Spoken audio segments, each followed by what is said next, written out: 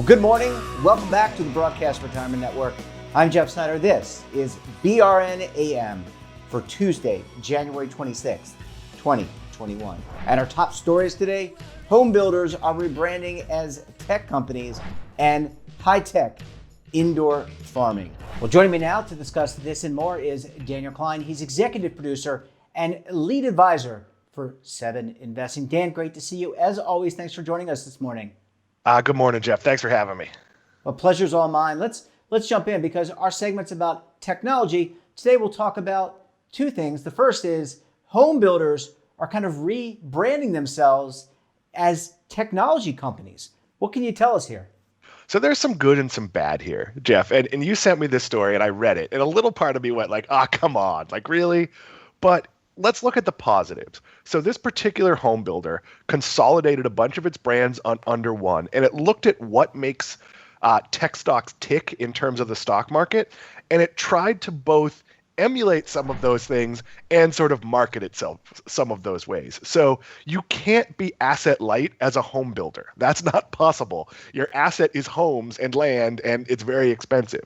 You can refine your process and do things more efficiently and look at how tech companies operate. And like, for example, I'm going to be talking tomorrow in a free podcast we're taping about DocuSign. If you're a home builder and you make DocuSign a core part of your system, it's not just signing the mortgage. It can be, for every contract you sign, it has an AI that will look and find clauses that are maybe, suspect. So if you say, how do we make every part of our process efficient? How do we make it tech forward?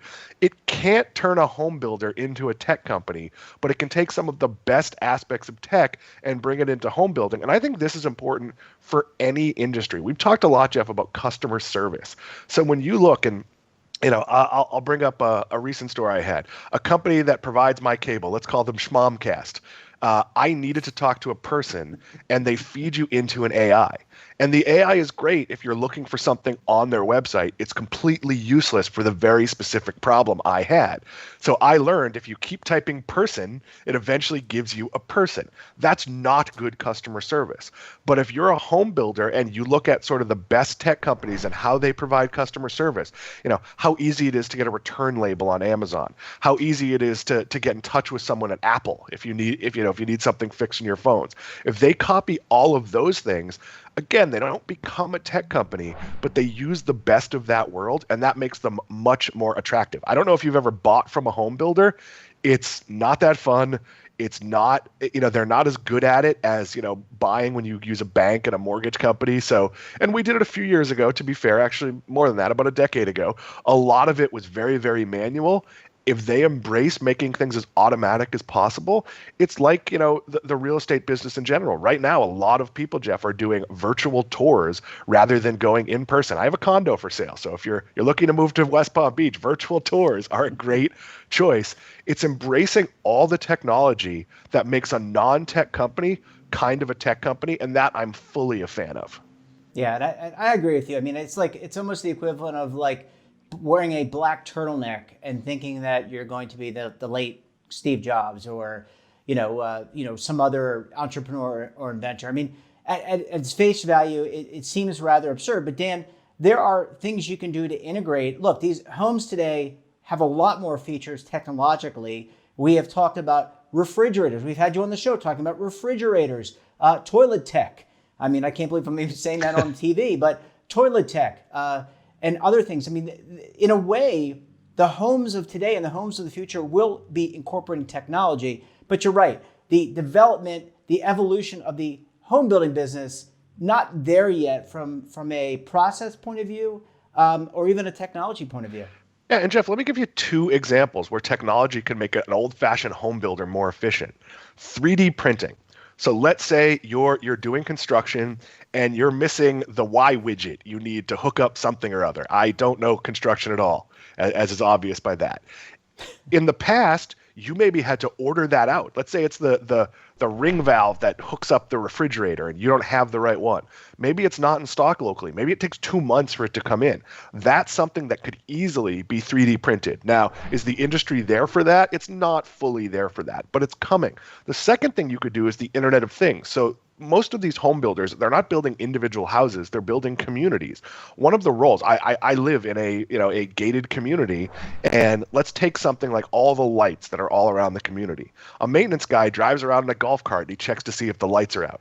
That's super inefficient. Imagine if all those lights were on the Internet of Things, which is super easy to do, and when a light goes out, an email or a text goes to that maintenance person and he drives right to that one and changes it. Those are things that can be built in, that can be baked in. Security. I mean, right now, if like I'm getting food delivery, I have to call a phone number and say like Jane from Grubhub is coming, and and I give a code. There are much better ways to build that in. My community, they're not being used right now, has fingerprint sensors that let you in and out of the amenities, of some of the pedestrian gates, where I could walk through the community and then be right at Target without having to walk outside. And right now I don't really enjoy walking outside because there's a beehive right in the middle of the street, and I'm not sure who to call to tell, hey, I don't want to get stung by bees when I'm going to get my coffee. That's simple technology, a fingerprint reader, but think about how much easier that makes legislating the gym or the pool or the other places where at a lot of communities you have illegal Airbnbers, you have people sneaking in, you have people who are bringing in, can't really stop you from bringing in 10 friends, but people letting their friends use it when it's not there. Some of these things are really important during the pandemic, but they remain lifestyle issues even when we're not in a pandemic. Yeah, Dan, I remember back to the days of computer-aided design. Look, the great thing about technology is it offers customization, and you can do it at something that's scalable. So if you're buying a home in a community, you want some level of customization, where maybe put a wall where maybe be able to put a wall where you want it. Maybe you want a glass wall. Maybe you want, a pool, an indoor pool, an outdoor pool, a home gym, or you want to be able to have some level of customization. I think that's another area where technology can be implemented in the home building. And clearly, we have a inventory problem when it comes to the real estate market. There aren't enough homes. So how do you improve upon that? Well, one, you need more people to buy homes. That's number one. But number two is you need a much more efficient process to build those homes and take into account what customers want. I think if you give your customer and audience what they want, they'll come flocking to you, regardless if you're a tech company, a home building company, a farmer. I'm sure you've talked about this with my friend Deidre Woolard over from the Motley Fool or from Million Acres, but we're in the early stages of disrupting this entire home building business, from how you buy and sell a home, from how you construct a home, from even things like, you used to say modular home, and that meant trailer. Well, modular homes can be these gorgeous mansions now, but they're just being produced in factories where the building is easier and can be more automated. There's so much that can be done because, look, most homes are built by like a few people with some hammers, and that's not a particularly efficient way to build. So finding ways to do all of this better, it's an inflection point. It's a lot like we talk about, when will a computer, a robot make your Big Mac instead of a person?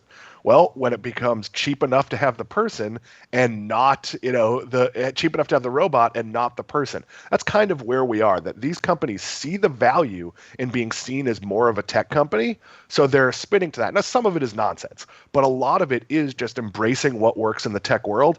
And that, I think, is always smart. Yeah, absolutely. Well, Dan, let's take a quick break. When we come back, we're going to go from building a home to farming. A lot of high-tech developments there. You're going to want to stay tuned right here on BRN AM.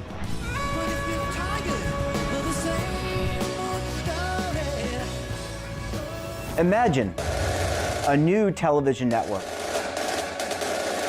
that will make you richer, healthier, and in control of your financial future.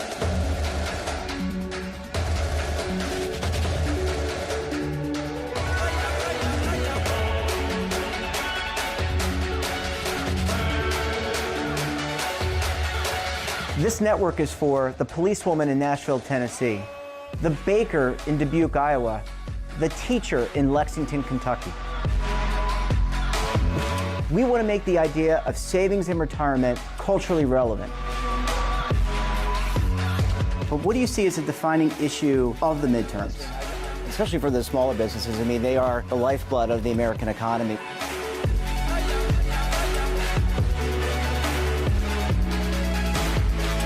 Featuring exclusive interviews, current affairs, and docuseries.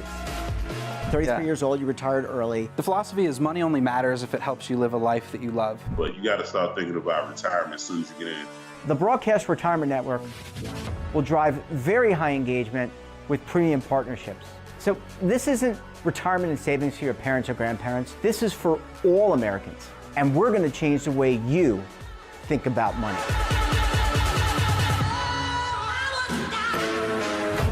Welcome to the next frontier of retirement and savings. This is BRN, the Broadcast Retirement Network. Hi folks, Joe Namath here, and if you're on Medicare, this is important. You're now entitled to eliminate copays and get dental care, dentures, eyeglasses, prescription coverage, in-home aids, unlimited transportation, and home-delivered meals, all at no additional cost. Plus, your zip code may have coverage with the Give Back benefit that adds money back to your Social Security check every month. Look, with the uncertainty of the virus and vaccines, you need to get everything you're entitled to. Here's the bottom line. Call to get significant benefits at no additional cost and see if your zip code has coverage with the Give Back benefit. Millions of people have trusted the Medicare Coverage Helpline. You can too. Call now. It's free. Call 1-800-924-3920. That's 1-800-924-3920. Welcome back. We're talking to Daniel Klein of 7 Investing. Dan, thanks so much for staying with us this morning. Thanks for keeping me. We're talking two things I'm not very good at: building stuff and farming. But you are very good in technology. And Dan, you know, my lead into this was going to be America really was an agrarian society and fed, and still does to this day, feed many people around the world. But at one point, farms could feed 20, 30, 100 people. But now we're feeding hundreds of thousands, if not millions of people from those farms. And a lot of farms today are developing technology or using technology to do better things with growing produce, getting crops and et cetera. So even fertilizing or non-fertilizing from bugs. What can you tell us, Dan? Yeah, so I feel like this is the future Disney promised us. I don't know if you've been to Epcot, Jeff, but there's a ride at Epcot called Living with the Land. And part of the ride, and it's been the same ride roughly since maybe the 90s, you drive through, you don't drive through, on a boat, and you float through and you see things like vertical farming and indoor farming and ways you could grow things in places you couldn't previously grow. And now we're seeing this develop in two different ways. We're seeing indoor farming in places that aren't necessarily hospitable to farming.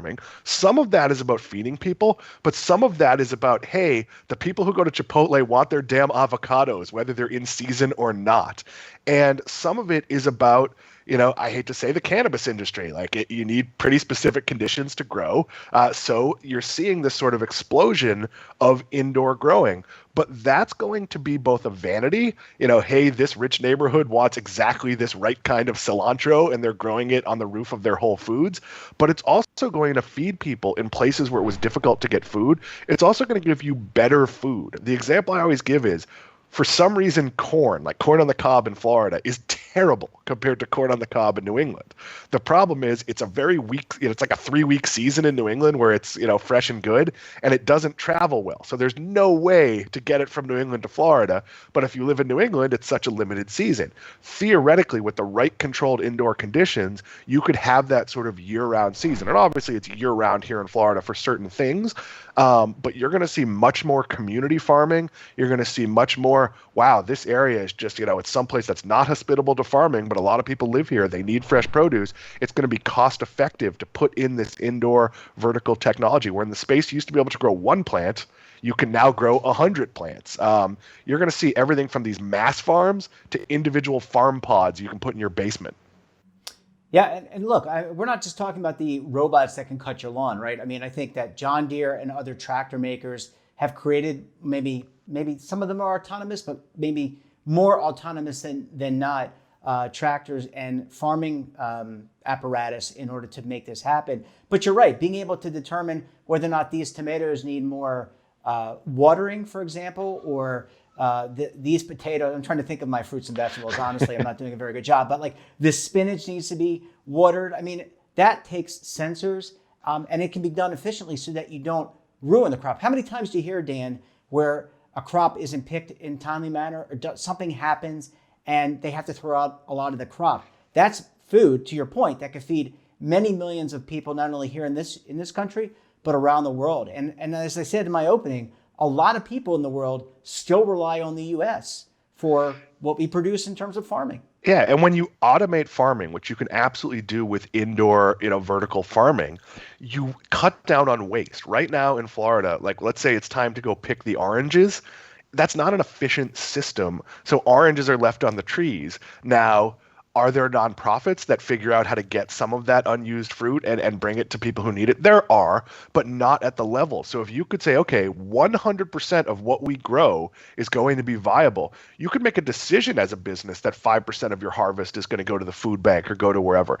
Giving more people access to fresh foods. And when I say fresh foods, I don't even just mean, hey, I just bought that at the supermarket. That might have been trucked in from who knows where.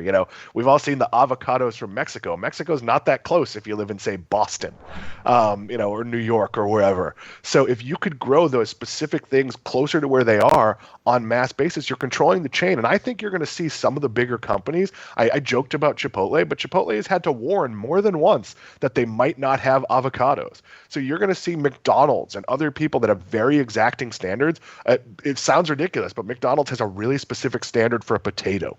They're going to be able to grow that potato wherever they want in the world, and potatoes travel pretty well. So if they have one, central in Europe, they might be able to serve, half their restaurant base.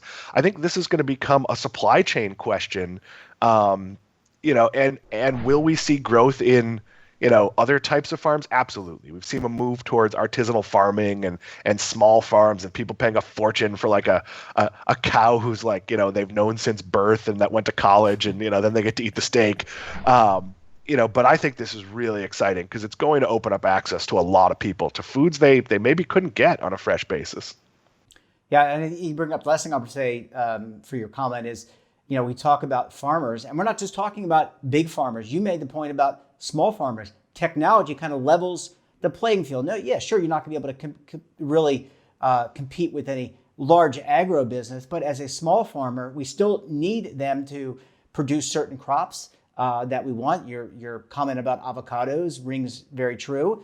I love my avocado, just to tell my mom that I do eat my vegetables. But Dan, this helps. This technology can, though maybe a little bit more costly on the upfront, allows a smaller farmer to compete with other medium or larger size farming businesses and therefore survive. We do not want the small farmer who is already, they're struggling. They've been struggling for decades now because of the way things have kind of grown, pun intended. But this really creates that level playing field that they need. Yeah, look, and some of this is marketing. If I go to the farmer's market and, I'm buying my meat from a local butcher, I'm buying my fish that was just caught that day.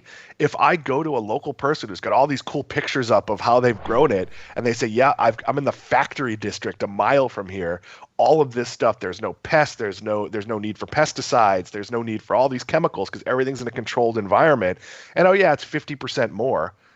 50% more for a tomato is just not that big a deal for a lot of people. Well, what does that do? It frees up the old tomato, the tomato I might have bought at the store, frees it up, and that probably lowers the price of it. So there can be a whole good for the community. And absolutely, there are going to be small farms that are going to be selling you a watermelon that the pedigree of, who its parents are, where the seed came from. There's always, those are the places that are selling like cheeses where they tell you the whole story. That's one business, but there's also just going to be a food access part of this where I could say, okay, hey, I'm in Minnesota. It's not suitable for farming most of the year. I'm going to take this converted warehouse and I'm going to make it a neighborhood farm where people can come in and rent a little piece and grow whatever it is they like or they want, and another portion of it is going to be tended to by volunteers and it's going to be for food banks. It takes something that you couldn't easily do anywhere and allows you to do it cost effectively. And again, there is a startup cost. There is a fairly high, you need to build the facility, but the more of these that happen, the more, again, I hate to keep bringing up cannabis, but there was a time where if you wanted to grow, let's not even use cannabis. Let's use, cilantro or basil. you wanted to grow your own basil, it wasn't easy to go get the equipment to do that. Now there are at least 3 stores in West Palm Beach that sell grow equipment. While they don't say specifically what it's for, I think we all know what it's for.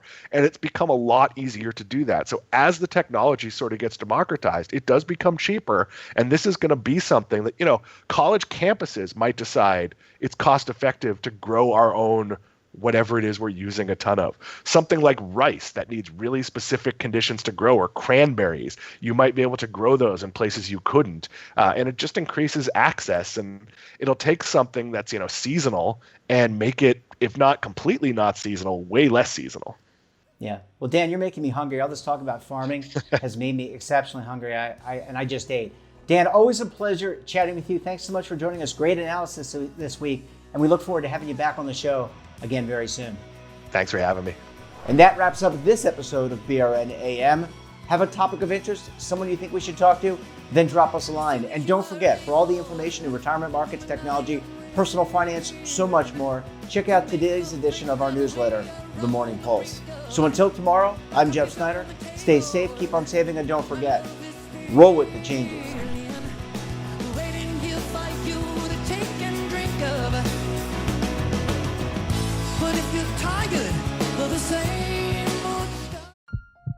Are you being audited, and do you owe the IRS $10,000 or more in back taxes? Is the IRS threatening to take more of your money? Don't fight the IRS alone. The Tax Doctor is here to help you negotiate your tax bill and reduce your stress. The IRS can freeze your assets and seize your bank accounts, but you can stop these IRS actions. The Tax Doctor will work with you using our years of experience to represent your case to help you get the best resolution under the IRS guidelines. Help is here to deal with the IRS to reduce your stress. We've handled thousands of cases, so we know what we're doing. If you owe $10,000 or more in back taxes, do not call the IRS alone. Call a Tax Doctor now for a tax emergency analysis. Call 800-224-6439.